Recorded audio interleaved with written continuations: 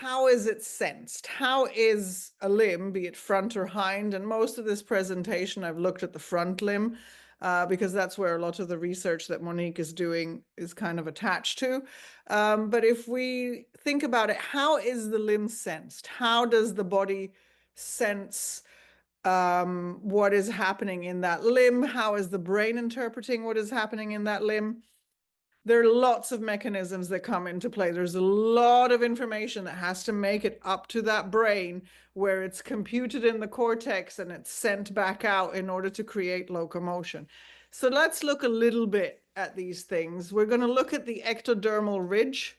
If we want to go right back to the origin of the sensory element of the limb, the ectodermal ridge is a stage in embryonic development that gives rise to a sensory platform.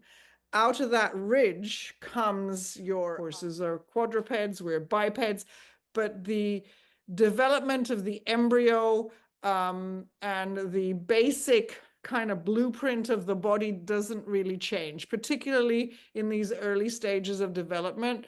So if we look at our embryo, there is a ridge that comes around that gives rise to, as I said, your eyes, ears, your TMJ mouth, your limbs, your vagus nerve, and your sex organs.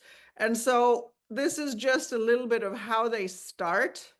And notice what happens here. So one of the amazing things that happens with limb buds that are part of this ectodermal ridge is as they develop and grow out, they fold back in and rotate out. This is why often when I teach, I will tell people that the tissue on the inside of the thigh, so your groin tissue, will have more in common with your lumbar tissue than the outside of your thigh.